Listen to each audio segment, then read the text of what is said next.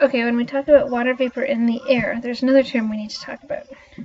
Dew point. Sadly, not that kind. This kind.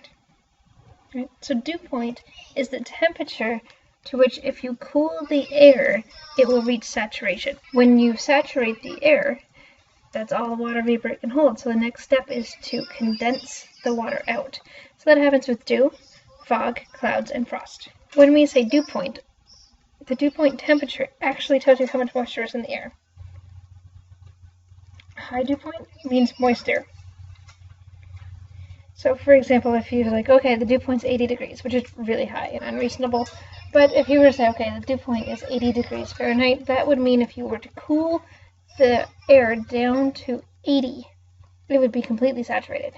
Now remember, the higher the temperature, the more water the air can hold, right? So there's a lot of water at the higher temperatures. So two big things with dew point. One is 65 degrees. Dew point is actually considered humid. So anything 65 and above, humid. And if you look at Florida on this nice weather map, Tampa is right about 65 there. And then the rest of Florida is higher. So we're humid all the time. Another thing to note is that if you increase the dew point by 10 degrees Celsius, you're actually doubling the amount of water vapor in the air.